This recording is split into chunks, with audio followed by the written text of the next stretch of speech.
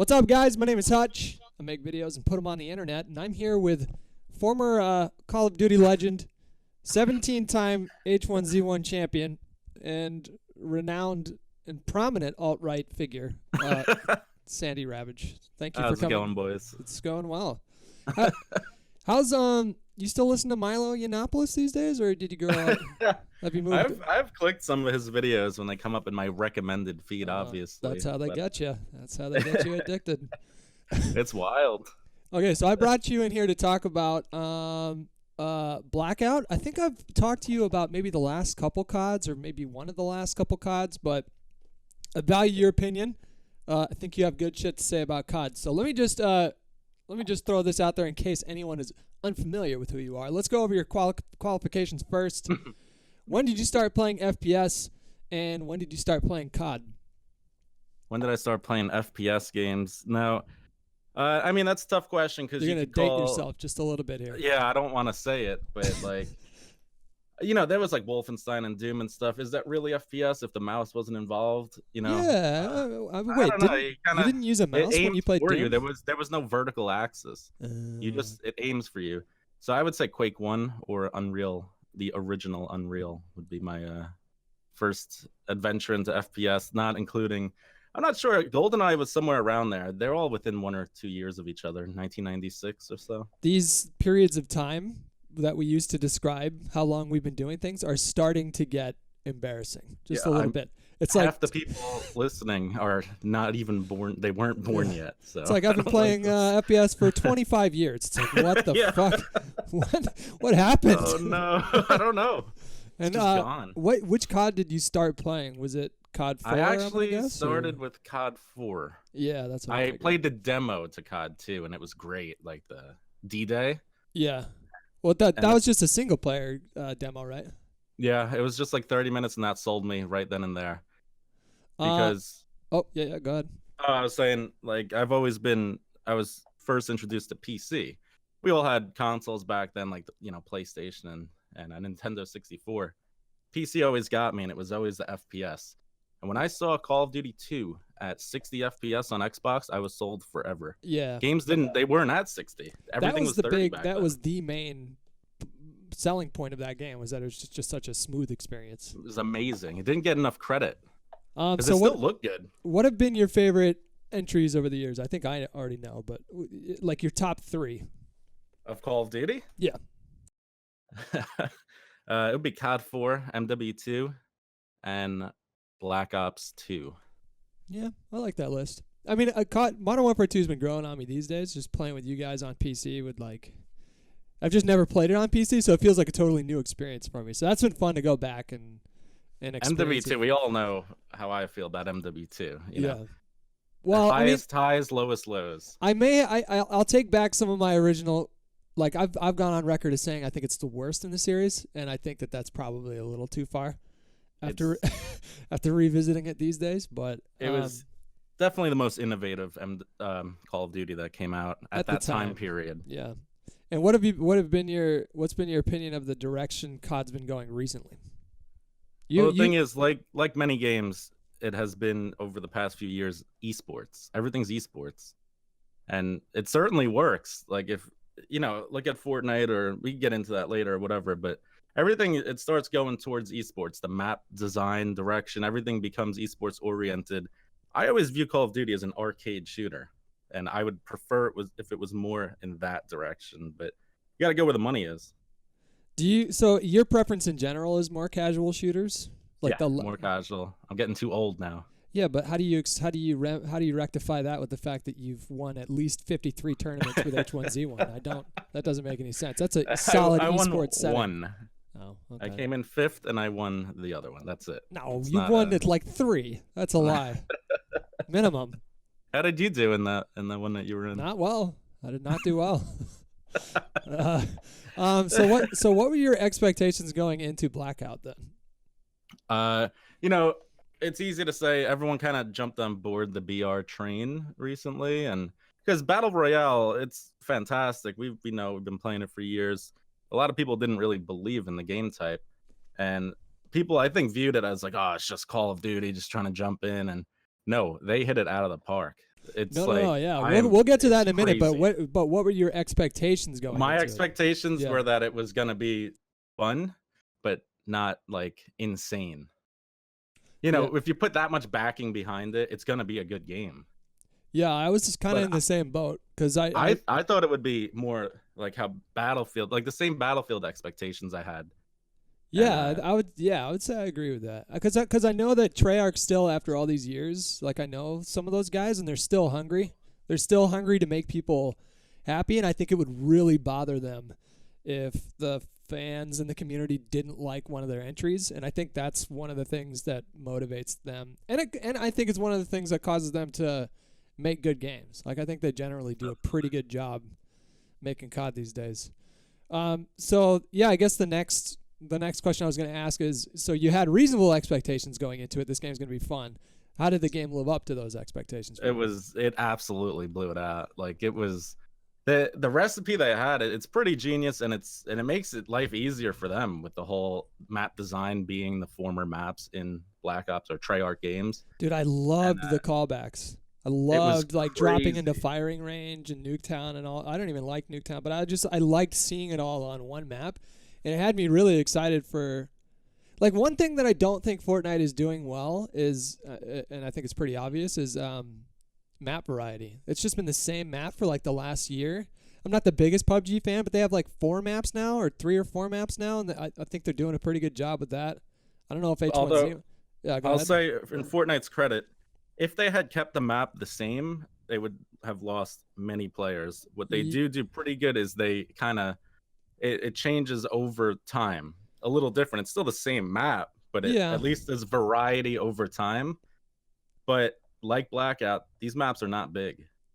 And Blackout was it? How did it compare to like Fortnite's map? I feel it's the same.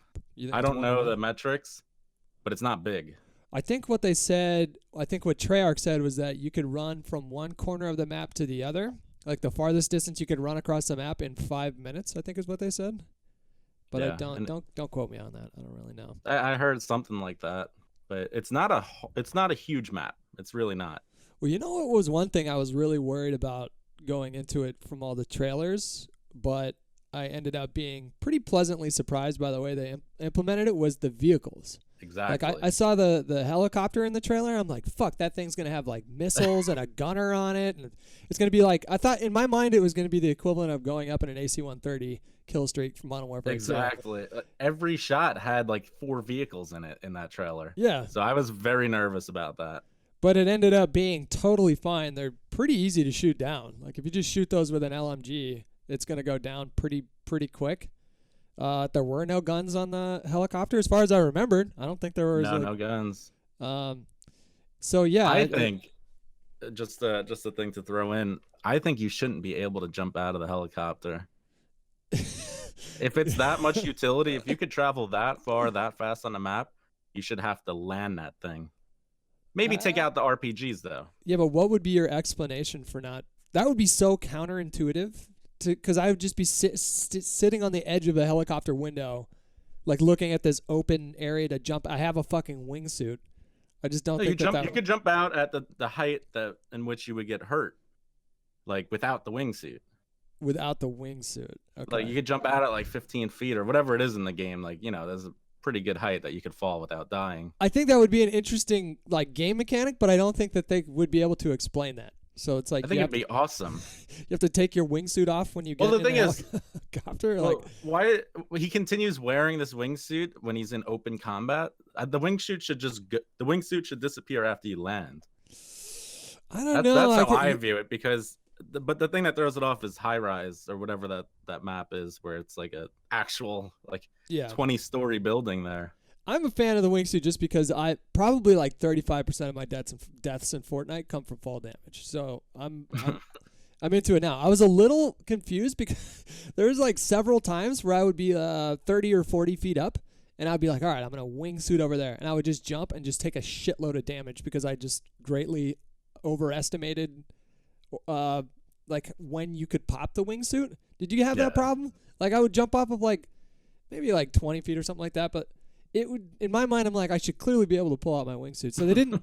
I think they said they were going to add some kind of a visual indicator to let the player know when they can pop it.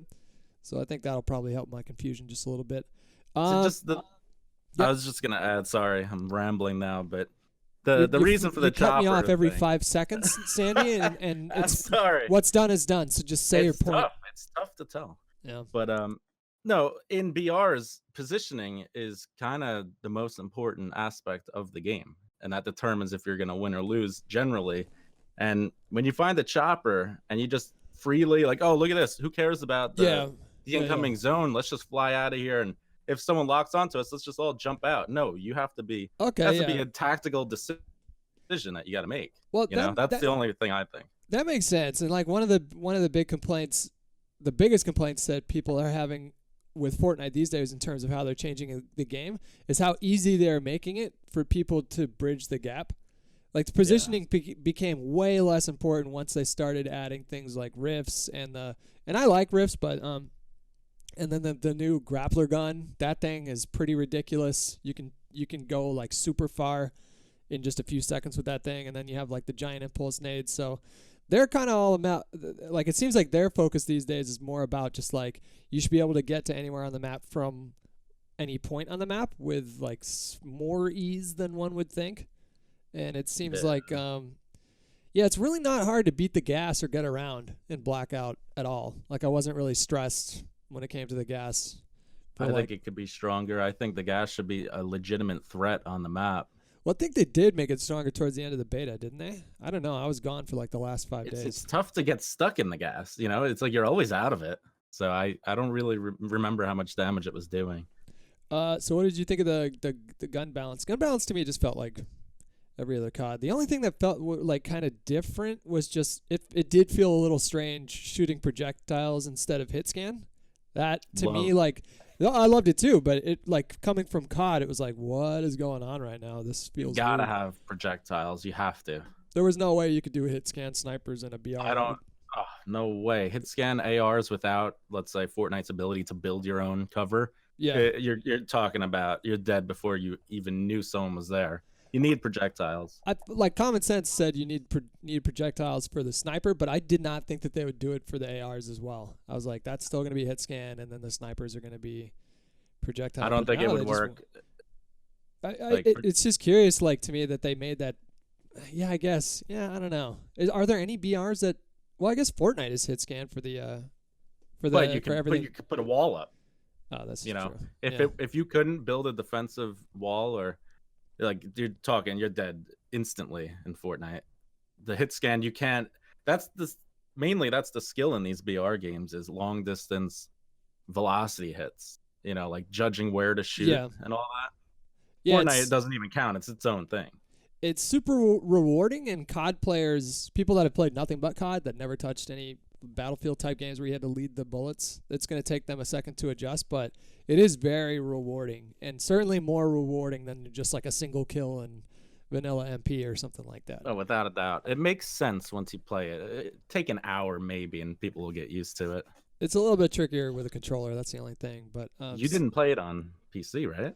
No, I did not. It was bad timing, like really bad timing. It's just we had this trip to Florida planned to visit Esme's family like a year ago. We planned this thing, and then it just ended up the exact 5 days that the beta was going on. We were in Florida, and then the biggest cock tease was on the plane ride back. I checked Twitter, and I see Treyarch hint that they're gonna extend the beta, and I was like, fuck yeah. It's like I got a full day to play this thing, and then they're like, we're extending it for 3 hours. Yeah, it was nothing. By the time I got back, I was like, son of a bitch. But yeah. Well, I was gonna ask you, like, because we don't have too much time here left. We got like 5 minutes. What were your thoughts on armor?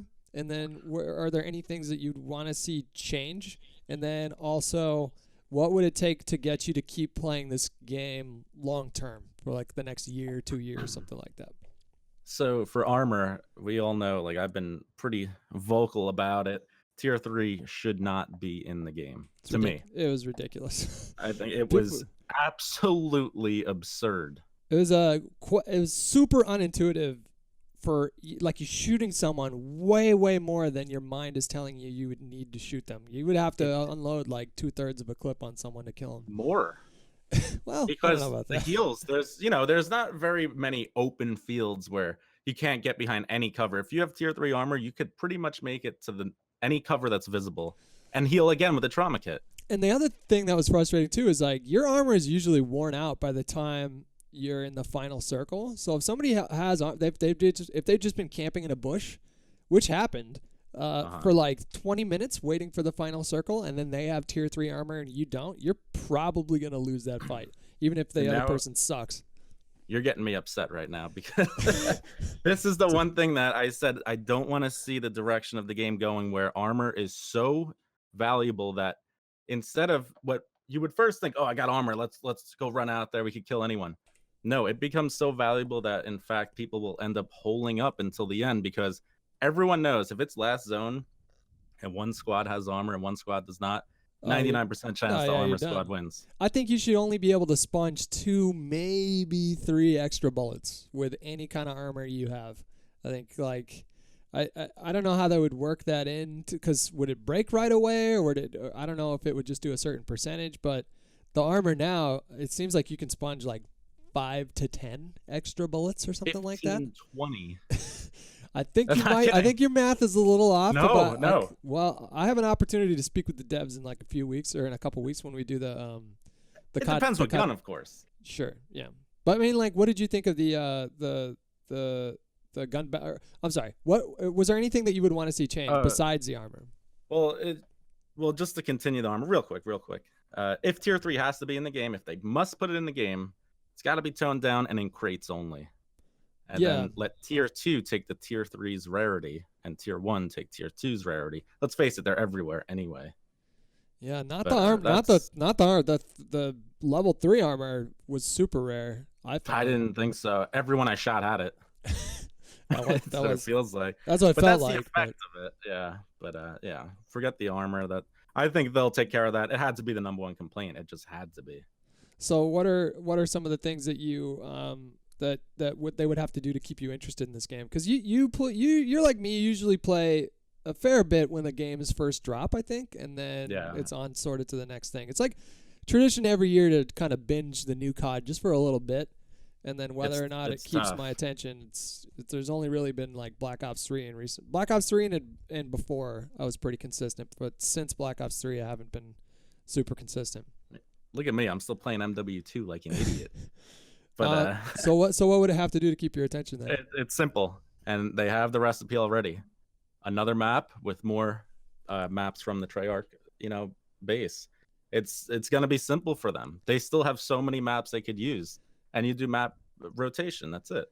I would want to see a new map like every 6 months. Like they're sitting on a trove of all these classic maps from all these different CODs spanning over 10 years. So I think it shouldn't be too difficult. I'm not a dev, so I don't make maps, so I really don't know. But in my mind, it shouldn't be too difficult to keep content fairly fresh. I don't know if they need to do what Fortnite is doing, introducing new weapons like every week. That I don't like. Yeah, they're changing the meta up like pretty rapidly over there all the time, and it's starting to kind of get to me a little bit. Sorry. No, I was just gonna say, like, that inconsistent feeling is starting to get to me just a little bit. I need something to be a staple that's just not gonna change with that game. See, and I think that's more of our mentality. Older, I'm not quite as old as you. You're, way up there. No, but our mentality is more of like, let's say, the Counter-Strike mentality. If it works, you keep it. You don't have to just keep throwing things at it. Yeah. And it's already starting with a ton of weapons and equipment all day. There's perks, there's a million things. You don't have to add that kind of stuff to the game. Yeah, I was really blown away with how polished this thing was. Like, I meant to say in the beginning, I don't think I did, but I was expecting it to be polished and I was expecting it to be good, but I didn't expect them to nail it as much as they did. I also didn't expect it to be as similar to PUBG as it was. It was very, very, very similar to PUBG, both in the look and in how the game played. It was definitely more arcadey. It definitely looked and sounded better, and I found it was just a much more fun experience overall, but it's very similar to PUBG. Very similar. it's tough to make a shooter-based battle royale that's not similar to one of the originators in PUBG, and that is the originator, in fact. But how do you make it not similar? Fortnite's got its own thing, obviously, but you see Ring of Elysium that's a clone of it. Yeah. Well, see, there's this saying in chess, and it goes, great composers don't compose, they steal. And it's meant to convey the sense that people, the chess players are better now because they're borrowing from all this theory over the last 200 years of people that came before them. And that's kind of the same thing with these different genres that emerged, like the GTA open world genre. How many clones did that spawn at the time? And same thing with Battle Royale. They'll kind of go through their own kind of growing pains figuring out how to innovate in that space. But for now, you're going to see a lot of similarities between all these different titles. All right, I got to cut it off there because the gameplay's done. Sandy, thank you for taking the time out of your day. I was going to make some joke about you being racist, but let's just close it out like a cordial thing here. But thanks for coming on, Sandy. I appreciate it, and I'm sure we're going to play games together soon. Thanks for having me, Hutch. Have a good day.